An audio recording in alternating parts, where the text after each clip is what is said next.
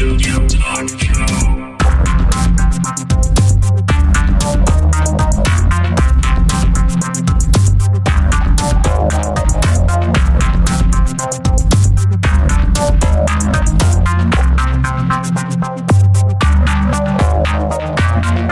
Visual Studio Talk Show. Bienvenue à une nouvelle émission du Visual Studio Talk Show. Le podcast où on discute d'architecture logicielle. Je suis accompagné de Guy Barrette. Salut Mario. Ça va bien, Guy? À part le rhume. Ben, aujourd'hui, je ne sais pas si les gens vont vraiment remarquer ton rhume, que d'entendre plus le bruit d'ambiance qu'on a. Le bruit de fond. Le bruit de fond. Parce que... On enregistre à la conférence Kung Fu. Kung Fu. Ouais, C-O-N-F-O-O. Okay. Les auditeurs ne connaîtraient pas cette conférence-là. Une conférence internationale qui a lieu à tous les ans à Montréal, qui est une conférence web. Donc, beaucoup, la communauté PHP d'ici, Rails, Ruby on Rails. Donc, paquet de choses que le monde, que les programmeurs du monde Microsoft sont peut-être familiers, mais quand même des plateformes qui existent et qui sont fortement utilisées. Et où on se rejoint, le monde Microsoft et le monde web, c'est qu'on utilise tout le web. C'est d'ailleurs là, pourquoi on a profité pour contacter Stéphanie Walter, qui est notre invitée. Bonjour Stéphanie. Bonjour. Bonjour. Ça va bien? Ça va, un peu stressé, mais... Donc, je regardais les conférenciers, puis j'ai vu que Stéphanie parlait justement du web, puis le mobile, puis je me disais, ce serait un bon sujet. Puis en plus, elle a un background plus de designer, profil qu'on a pas la chance souvent de faire des émissions avec des designers, donc ouvrir en tout cas un aperçu à la communauté pour Microsoft sur ce métier-là, qu'on connaît forcément. Guy, toi, t'as présenté ce matin à Kung Fu? Ben oui, j'ai présenté sur Xamarin Forms. Oui, technologie que je connais un petit peu. Ben oui, parce que tu l'utilises dans ton Daytickler, ton application. L'application qu'on développe, moi puis Eric, on le fait à Xamarin Forms. C'est bien passé? Oui, c'est bien passé. Ben, c'est sûr que là, c'est un sujet un peu pointu là, pour la conférence, mais quand même, j'avais une dizaine de personnes Il y a quand même beaucoup d'intérêt pour tout ce qui est mobile. Donc, la conférence aussi a même, je pense qu'il y a une track juste pour le mobile, si je me trompe. Oui, effectivement, oui. Okay. Puis toi, ta présentation que tu vas faire, t'en fais deux, une demain puis une après-demain, Stéphanie. C'est ça. C'est sur le web, mais ça touche le mobile aussi, donc t'es un pied dans chacun des deux mondes. Ouais. C'est quoi les sessions que tu vas faire? Les sessions que tu vas faire? Alors, demain, je vais parler de CSS3 et animation d'interface pour améliorer l'expérience utilisateur. Ouais. Donc là, c'est la track front-end. Ouais, même si, parce que CSS, c'est du front-end. Voilà. Donc j'ai un peu une conférence mix entre du technique avec des animations CSS et surtout le côté animé, pourquoi pour pas retomber dans les travers du flash en fait. Donc voir dans quel cas ça peut aider les utilisateurs de faire des animations, comment bien faire des animations, ce genre de choses. Et du coup, comment le faire en CSS3. Donc ça fonctionne depuis pas mal de temps. Donc ça, c'est demain. Et vendredi, je vais parler effectivement du futur du web dans le navigateur mobile. Donc, ce qui est un peu le sujet, nous autres aussi, qu'on veut aborder aujourd'hui.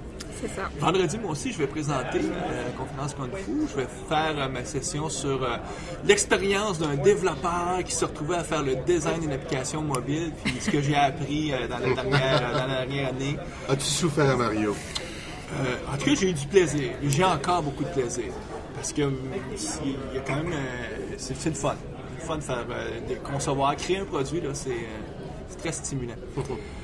Donc, aujourd'hui, on veut parler justement de l'expérience web, mais du côté mobile. Donc, qu'est-ce qu'on peut faire dans un navigateur, mais qui n'est pas une application native? La formule de l'émission, c'est toujours la même. Avant de parler du sujet, on veut présenter notre invité un peu plus à nos auditeurs. Puis, Stéphanie, ben, nos auditeurs se sont peut-être rendus compte à ton accent, et t'es pas du Québec. J'adore. J'ai toujours rêvé de faire ça. Non, parce que les conférenciers québécois, quand ils arrivent en France, la première chose qu'ils disent, c'est « Excusez-moi pour mon accent ». Du coup, c'est le seul pays où je peux dire « Excusez-moi pour mon accent français ». Ce qui est drôle, c'est qu'on a probablement que 75% de nos auditeurs sont européens et sont vraiment français, ou en tout cas d'Europe. Donc, pour eux, vont trouver que ton accent est tout à fait normal, et c'est nous qui avons un accent. Après, je dis 20 et pas 20, donc généralement... Dans le reste de la France, on dit 20. Donc quand je dis 20, les gens me demandent si je viens d'Alsace ou du Nord. Parce que, bon, t'es française, mais tu vis pas sur Paris, tu vis à Strasbourg. C'est ça. Donc, Et Valter, comme tu nous expliquais, c'est un nom qui est probablement aussi, à quelque part, on sait Strasbourg a eu ses périodes où est-ce que ça appartenait à l'Allemagne, donc un nom de descendance allemande. C'est ça, dans mon cas. D'où pourquoi on le prononce avec un Ouais. V, même si ça s'écrit avec un W. Américain, on dirait Stéphanie Walter. Comme le reste des Français. Puis, donc, tu es à Strasbourg et essentiellement, ce que tu fais pour gagner ta vie, tu es intégrateur web ou designer web? Web designer, ouais. Spécialisé du coup en interface et beaucoup en mobile. J'ai travaillé pendant 3 ans. Pendant 3 ans en Allemagne, c'est-à-dire que depuis mon bureau, on voyait le Rhin et la France. Et géographiquement, ça restait l'Allemagne. Du coup, pour une entreprise qui faisait de l'iOS, de l'Android et du BlackBerry à l'époque. Ouais. Donc où j'avais commencé du coup à faire de l'applicatif natif et on a commencé à avoir eu des besoins de cross-platform. On s'est dit, on a regardé un peu jQuery mobile à l'époque. Alors depuis, il y a plein d'autres trucs beaucoup plus performants que jQuery mobile, mais à ce moment-là, c'est vrai que c'était le truc pratique. On a commencé à faire du Cordova, donc des applications mobiles avec du HTML, du CSS, du JavaScript packagé en natif.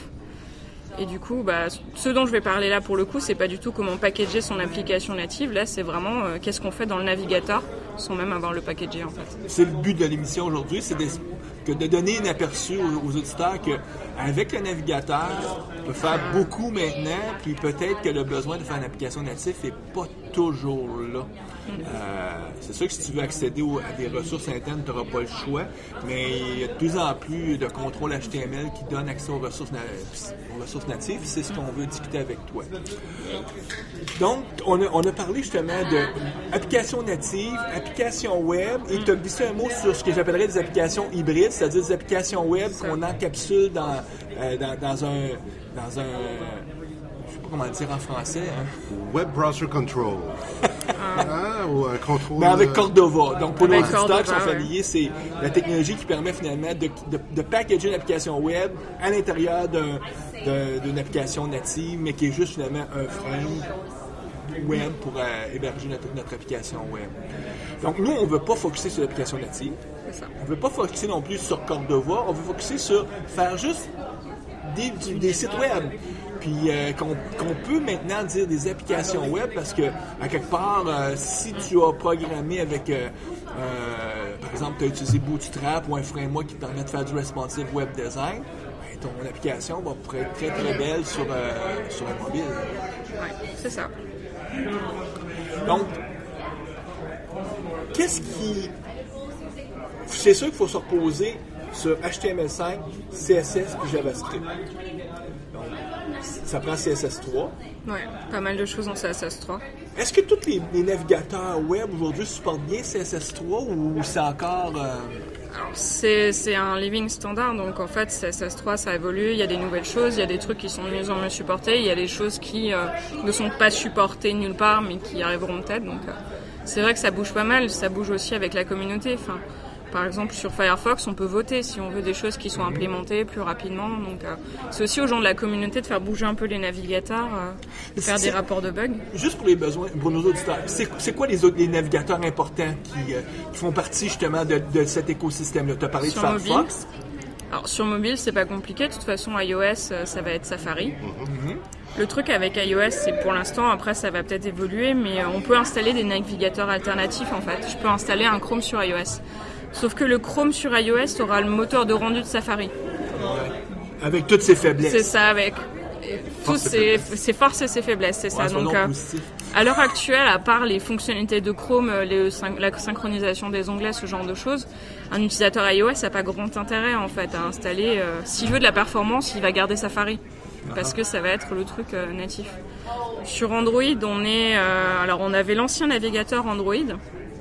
Qui était, quand on ouvrait son Android, il y avait marqué Internet avec une boule bleue, c'était ce truc-là. Et dans les nouvelles versions d'Android, maintenant, ils ont Chrome.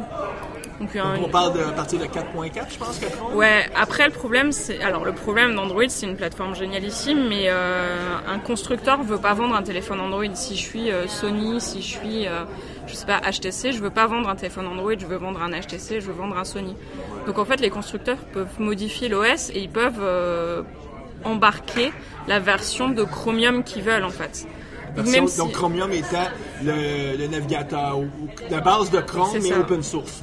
Et du coup, il y a PPK, alors je ne ferai pas l'affront d'essayer de prononcer son nom, mais c'est la personne qui s'occupe d'une conférence qui s'appelle Mobilisme, qui il fait des conférences d'1 heure, 1 heure et demie, juste sur les différentes versions de Chrome, sur les différents OS, Android. Enfin, c'est assez passionnant, mais du coup, c'est un bazar monstrueux aussi.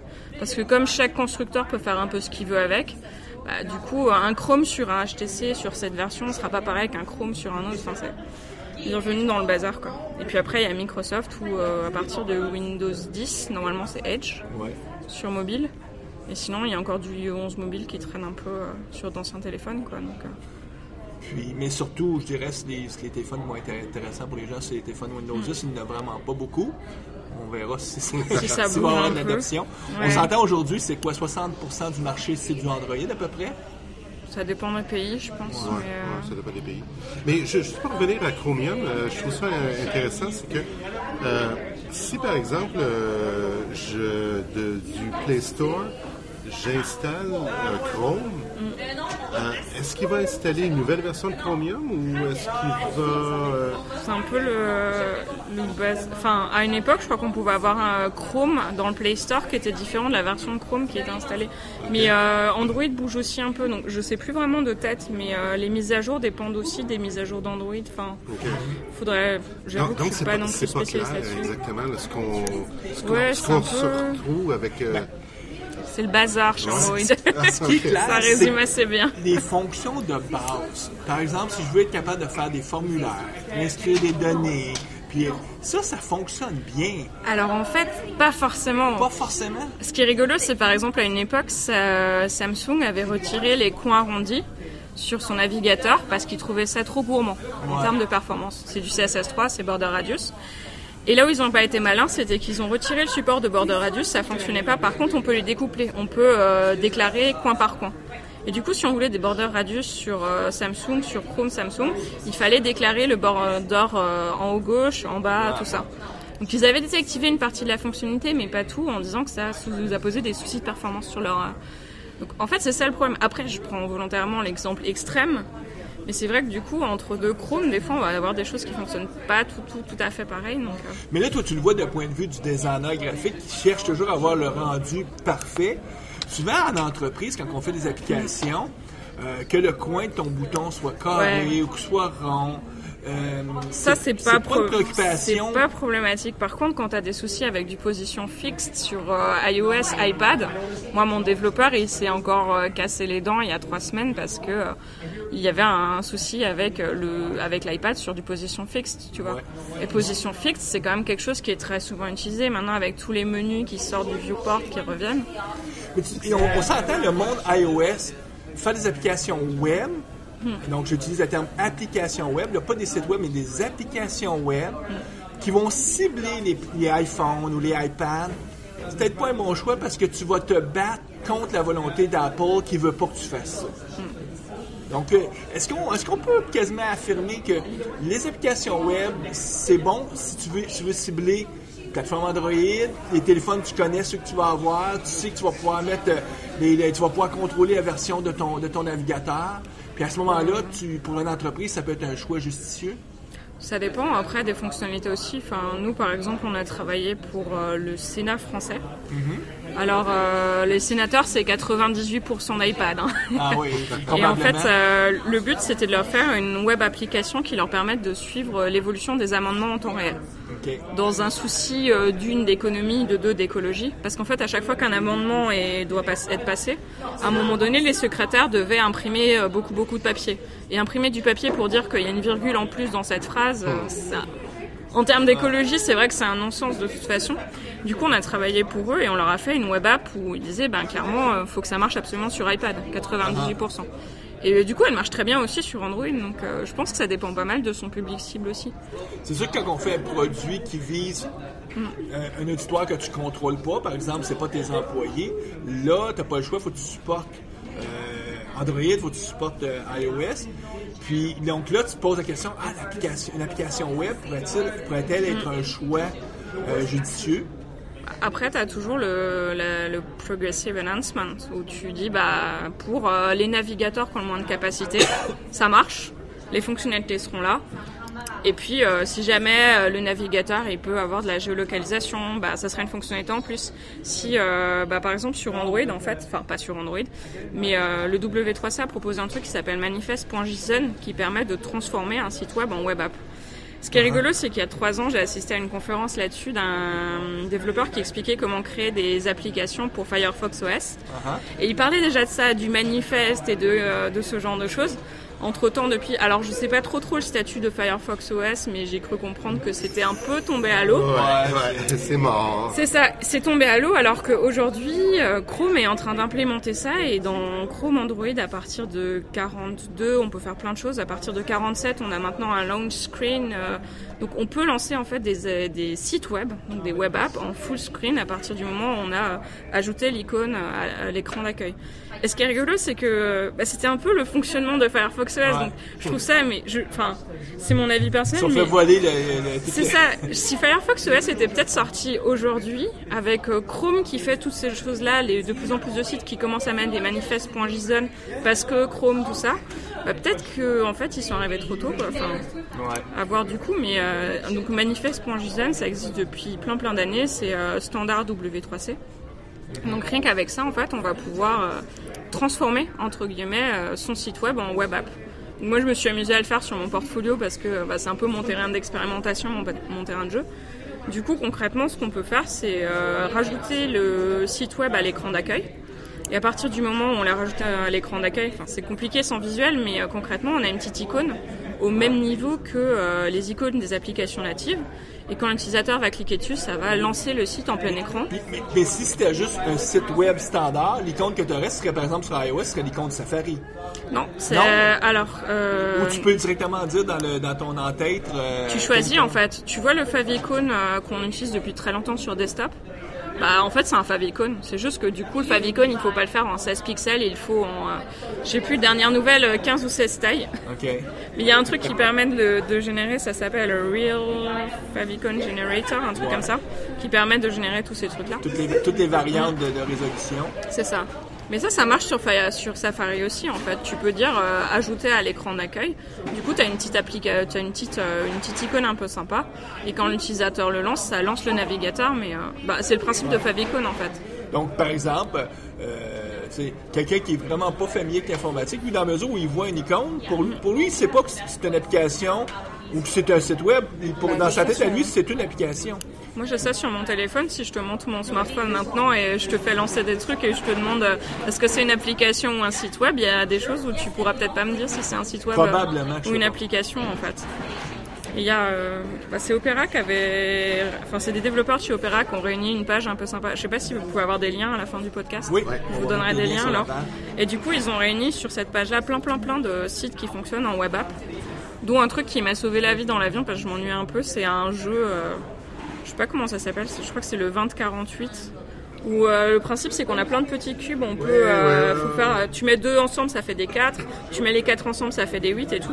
La composition. Oui c'est ça, et c'est un jeu, mais c'est un jeu full web qui fonctionne offline. Donc du coup j'ai pu jouer dans l'avion avec 0 connexion parce que je l'ai installé entre guillemets comme une web app. Et quand j'entends installer comme une web app, c'est ajouter à l'écran d'accueil et pif paf. Ouais, c'est juste dire je veux faire un hyperlien dans mon écran d'accueil. C'est ça, j'utilise le favicon quoi. Du coup, ça marche en offline. Après c'est un tout petit jeu, mais ça marche plutôt bien. Quoi. Mais quand on fabrique une application web, donc une application qui va rouler dans un navigateur, donc, le premier défi, c'est, est-ce que les animations ou les choses que je vais utiliser au niveau du CSS, est-ce qu'ils sont implémentées? Donc, ça c'est un premier défi. Donc, il y a la partie rendue. Donc, il y a un autre défi qu'on va parler moi aujourd'hui qui est la version du JavaScript que j'utilise. Mais ça, il y a différentes techniques pour compenser. Puis, le troisième défi, c'est si je mets des tags, il y a des tags peut-être qui vont être supportés, puis il y a des tags qui ne seront pas supportés par le navigateur, surtout les nouveaux tags. C'est ceux-là que j'aimerais HTML5? Oui, en HTML5. Comme par exemple la vidéo. Donc, si je mets un tag que je veux une vidéo, est-ce que tous les navigateurs aujourd'hui vont bien le comprendre ou... Alors, je connais même pas le support par cœur, mais je peux regarder. Mais je sais que... Dans ta présentation que tu vas faire vendredi, tu veux justement montrer un exemple d'une application qui utilise, je pense, un tag vidéo. Alors en fait, c'est pas une application qui utilise un tag vidéo, c'est encore... La vidéo, ça marche à partir du U9. Ah, donc le fait autant que la vidéo marche. Ouais, le fait de prendre une vidéo dans un format spécifique, jouer la vidéo comme sur YouTube, ça marche sur tous les navigateurs mobiles aujourd'hui, il n'y a aucun souci. Non, ce que je veux montrer, c'est c'est faire un chat audio-vidéo directement dans le navigateur sans le moindre plugin en fait. Donc, audio, ça veut dire être capable de capter le son. Capter la caméra pour la vidéo. C'est ça, que ce soit la caméra de devant ou celle de derrière pour montrer à quelqu'un. Et du coup, ça, en fait, on peut le faire full web, en fait, dans le navigateur aujourd'hui. On a des API qui permettent de faire ça. Et à partir de là, t'as plein de démos. Concrètement, aujourd'hui, on pourrait imaginer un Hangout, Google Hangout, complètement dans le navigateur mobile. Mais tant que tu dis il y a des API, c'est quoi? C'est des tags HTML qu'il faut mettre ou c'est des... C'est des API HTML, donc c'est du JavaScript, soyons très clairs. Donc tu as Get User Media qui permet de récupérer le flux, que ce soit audio, vidéo ou son de l'utilisateur. Après, il y a WebRTC. Donc ça, c'est des librairies JavaScript qu'il faut aller chercher ou c'est vraiment dans le navigateur à implémenter? Get User Media, c'est du natif. Alors je sais plus le support exactement. C'est le navigateur qui fournit ce... C'est ça. Alors Get User Media, c'est Android Chrome 47. Ouais. Et plus? Et plus. Rien sur iOS pour l'instant. Par contre, ça marche sur Edge. Yay! Donc t'as plein de petits trucs comme ça. Et ça fait partie du HTML5 en fait. C'est HTML5, c'est des nouveaux tags, c'est header, footer, nav, aside, vidéo, audio. Ouais. Ça, c'est une toute petite partie de HTML5. Une très grosse partie de HTML5, c'est toutes ces nouvelles API en fait. Et c'est des API qui sont natives, donc quand elles sont supportées dans le navigateur, il n'y a pas besoin d'installer une librairie. Mm-hmm. Si elles ne sont pas supportées, on peut installer une librairie en attendant pour le fallback. Compenser. C'est ça, pour compenser. Et à partir du moment où elles seront supportées partout, on va pouvoir faire récupérer le flux audio, le flux vidéo directement dans le navigateur et faire un service de chat, visioconférence en temps réel avec pas le moindre plugin à installer. Donc ça veut dire côté utilisateur, je donne une URL, je peux lui donner une chatroom pour les 3 prochaines heures par exemple. Je sais pas, j'ai un rendez-vous avec un client virtuel, j'ai pas envie de lui donner mon Skype. Moi, je sais que sur mon Skype, aujourd'hui, il doit y avoir une 50aine de personnes avec qui j'ai discuté un jour parce que c'était des prospects. Puis ils sont ils sont dans mes contacts et comme je suis très polie, j'ose pas les supprimer. On pourrait imaginer ne pas avoir à faire ça. On peut imaginer d'avoir un système où j'envoie l'URL au prospect, je me connecte, il se connecte de son côté. Je m'en fiche de savoir l'appareil qu'il a parce que ça fonctionnera dans un futur proche, quand ça marchera sur iOS et tous les autres, bien sûr. Mais concrètement, c'est ça, c'est se dire... et puis, en termes de développement, c'est quand même génial parce qu'il n'y a pas de plugin à maintenir. Aujourd'hui, même, je crois, Google Language, il me semble qu'il faut quand même installer un plugin dans Chrome pour pouvoir avoir le partage d'écran, ce genre de choses. Ça, il n'y aura pas besoin d'installer de plugin. Donc, même en termes de développement, ça veut dire moins de maintenance. Est-ce qu'on peut dire que Chrome puis la communauté Android, la communauté Google, tout ça sont tout souvent les précurseurs, ceux qui arrivent les premiers avec quelque chose, puis ceux qui traînent la patte, c'est toujours le monde Apple, iOS, ou je suis en train de faire une généralisation qui n'est pas vraiment vraie? En fait, c'est rigolo parce que si on prend ça à la Meta Viewport qui permet de prendre le contrôle de son navigateur, qui est un peu la base aujourd'hui pour faire du responsive, de base, c'est une méta de chez Apple. C'est propriétaire Apple, tout le monde l'utilise aujourd'hui. Le W3C a proposé une propriété CSS à la place @viewport. Donc c'est Apple qui a proposé un truc et le W3C qui standardise, mais tout le monde utilise le truc Apple entre guillemets. Donc c'est un peu les deux en fait, c'est juste chacun tire un peu la corde vers ce qui l'arrange. On peut dire qu'Apple aussi avait proposé ça parce que c'était une façon pour eux autres de pouvoir dire au monde ton site web très classique, je veux quand même avoir que ça rentre. Qui rentre. Puis avec ce tag-là, en tout cas avec cette instruction-là, ça leur permettait de faire le rendu le plus optimal. C'est ça. Donc Apple l'ont poussé parce qu'ils voulaient quand même que les sites web soient visibles. C'est ça. Sur un téléphone. Mais c'est vrai que là, c'est Chrome qui pousse pas mal et tous les nouveaux trucs là bien sympas, c'est du Chrome quoi. J'ai l'impression vendredi, très honnêtement, à un moment donné, de faire une grosse pub pour Chrome Android. Je m'excuse par avance, mais j'ai quelques exemples sur... je peux vous dire que ça marche aussi sur Opera Mobile et sur Firefox, mais voilà, pas aussi bien que sur Chrome pour l'instant. Puis c'est vrai que Google va plutôt là ils sont en train d'essayer de faire un truc qui... Alors c'est assez marrant. Je sais plus comment ça s'appelle exactement, je l'ai là, c'est Google et le Physical Web. Ouais, Physical Web. Le principe c'est de dire, plutôt que d'avoir 50 applications à installer, on va avoir des objets connectés autour de nous qui vont broadcaster des URL. Donc vraiment juste envoyer des URL dans la nature, que ce soit un poster qui envoie des URL, une borne de paiement, ce genre de choses. L'utilisateur se balade et puis à partir du moment où son smartphone détecte qu'il y a des URL autour, en fait il a juste une sorte de scanner d'URL. C'est un QR code beaucoup Puis, plus... pourquoi il apparaît dans une zone de ton téléphone? Pour l'instant, c'est une application native, donc il faut installer le scanner d'URL. Ouais. Mais on peut imaginer qu'à terme, ce soit dans le navigateur, par exemple. Et du coup, ce qu'il disait, c'est que tu t'approches et tu vois que, je sais pas, le poster, il veut t'envoyer un truc. Et à partir de là, c'est que des URL. Donc, tu as un premier pas qui est du natif, effectivement, pour scanner les URL autour de toi. Mais à partir du moment où ton appareil a reçu l'URL, tu restes dans le web. Okay. C'est le principe de se dire, j'ai pas forcément envie d'installer une application dans une ville pour payer mon parc-mètre, par exemple. Ou je vais pas installer toutes les applications de cinéma. Puis donc, ils appellent ça le material web. Le physical web. Le physical web. Ouais. Donc, moi, c'est la première fois que j'entends parler de ce terme-là. C'est intéressant parce que ça démontre que en tant qu'intégratrice ou designer, tu dois rester à l'affût de toutes ces évolutions-là. Après, moi, je reste à l'affût parce que j'adore la mobilité et voilà.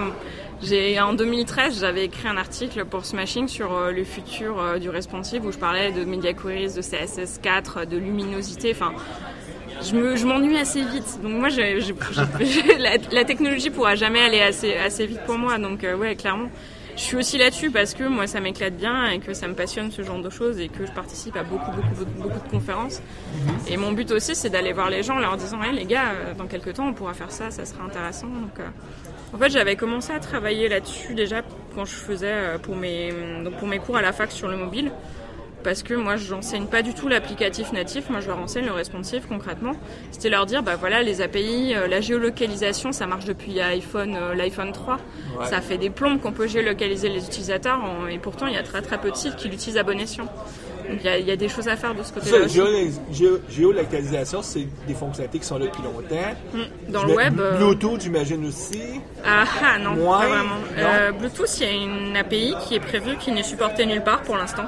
Okay. Mais par contre, c'est prévu de pouvoir accéder au Bluetooth des appareils. Je crois qu'à un moment donné, Firefox OS voulait avoir une API pour accéder au contact de l'utilisateur, mais je ne sais pas si ça a été abandonné ou pas. Ce qui marche le mieux aujourd'hui en termes d'API, c'est géolocalisation. Très clairement, c'est supporté partout, sur quasiment tous les mobiles. C'est le truc qui marche à peu près le mieux en fait. Après, c'est les formulaires HTML5. Le fait d'avoir input type égale email et d'avoir du coup le arrobas, le clavier, input type égale number, ça c'est plutôt bien supporté aussi sur mobile. La bonne nouvelle, c'est qu'en plus, si jamais c'est pas supporté, ça se dégrade en input type égale texte, donc on peut rien casser en fait. Ça, c'est le genre de truc un peu sympa. Après, il y a WebRTC, tout ce qui est les protocoles de connexion peer-to-peer qui commencent à être de plus en plus supportés aussi. Donc, à partir du moment où on peut imaginer avoir du peer-to-peer, on peut ouvrir une connexion entre deux appareils en temps réel, on peut vraiment faire de l'applicatif. Et puis, il y a le offline. Donc, le caching, le offline qui est... Après, le offline, il y a eu plein de tentatives. Je me souviens d'un mec qui avait fait une conférence qui s'appelait Application Cache is a Douchebag, qui disait qu'il dessinait des petits pénis sur un sticker à chaque fois qu'un navigateur l'encliquinait.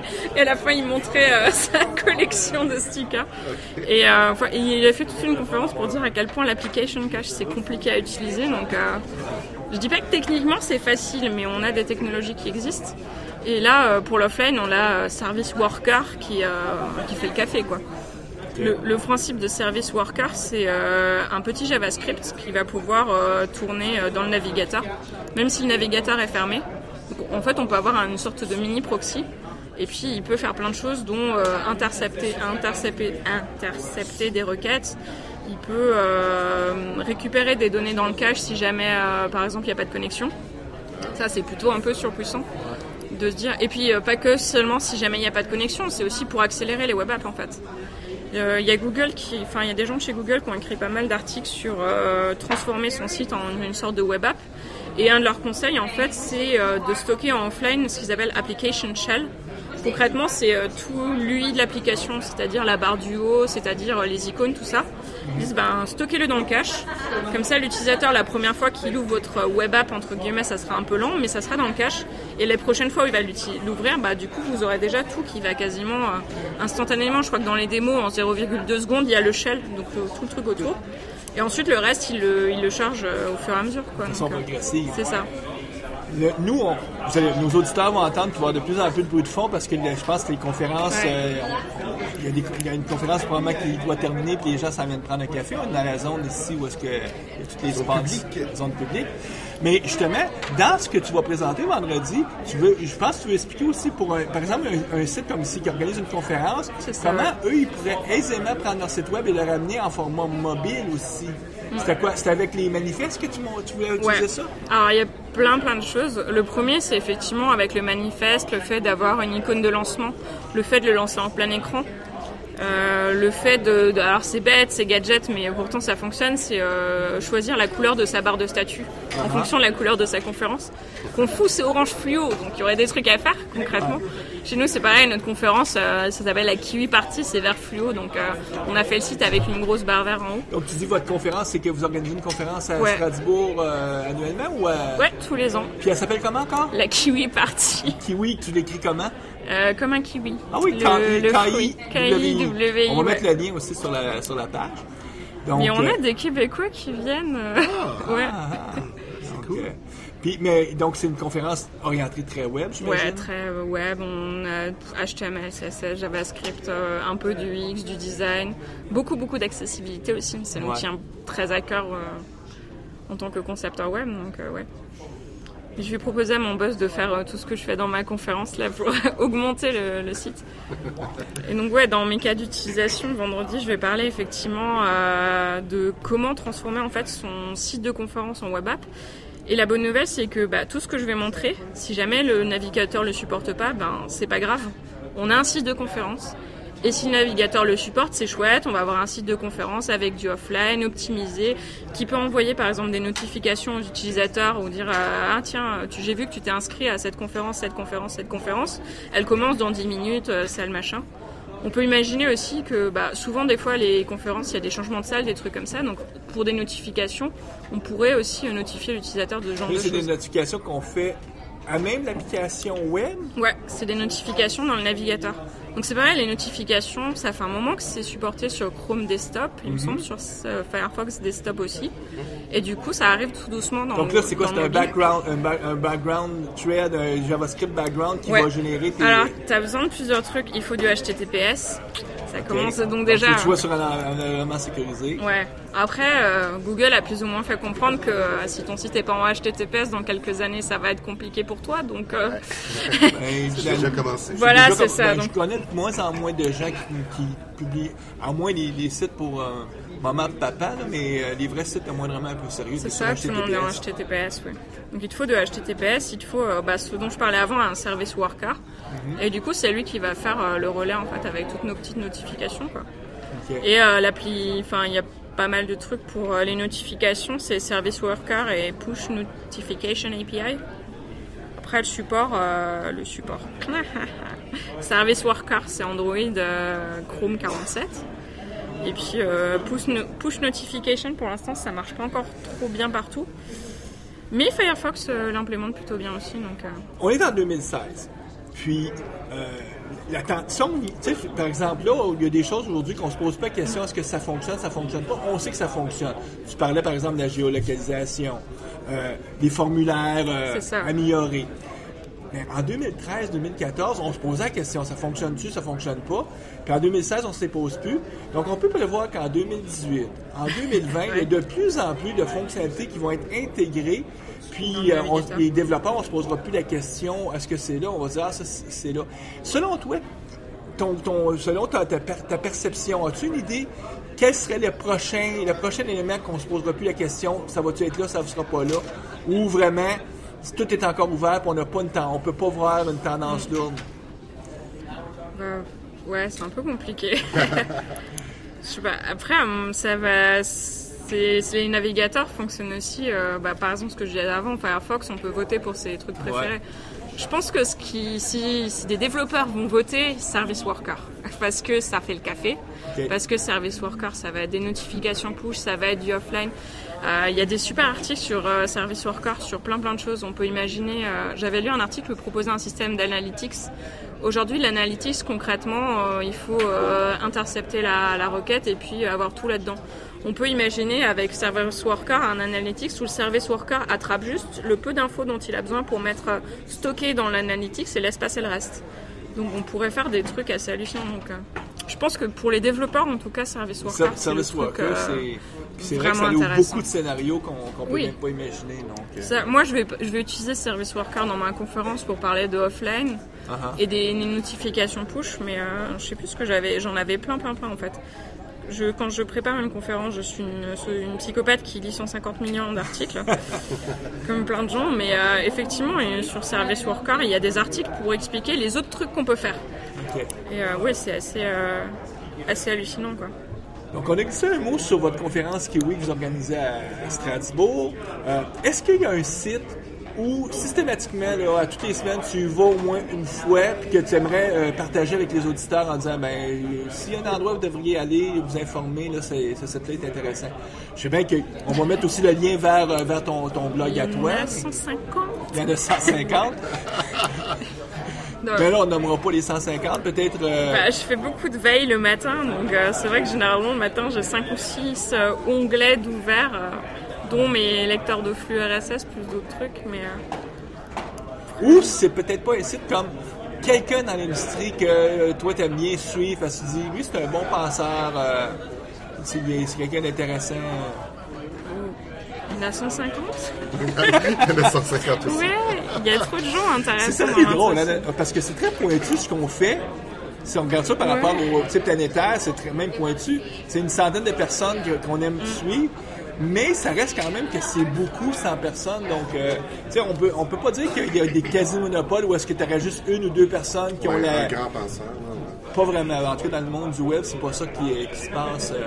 Après, pour la veille, généralement, il y a sidebar.io qui est plutôt pas mal, qui est fait par un Français, Sacha Griff, qui est exporté au Japon en ce moment. Donc, en fait, sidebar.io. Sidebar.io, OK. Et du coup, c'est tous les jours 5 liens. Plutôt orienté design. En général, ouais, c'est le premier truc que je regarde le matin en me réveillant. C'est ça là qu'on va mettre le lien. Stéphanie, on te remercie beaucoup. Oui, c'était... On va te souhaiter une bonne fin de conférence à Kung Fu. Donc, oui, bon séjour à Montréal. Ouais. Est-ce que tu repars directement samedi ou tu restes même pour le week-end? Je reste jusqu'à dimanche matin. Ouais, donc tu vas pouvoir profiter un peu de la ville. Ouais. On va espérer, là, on a de la neige aujourd'hui, donc c'est l'hiver, hein? Ouais, c'est février à Montréal. On va souhaiter, nous, bonne programmation à nos auditeurs et on vous revoit dans quelques semaines. Au revoir. Au revoir.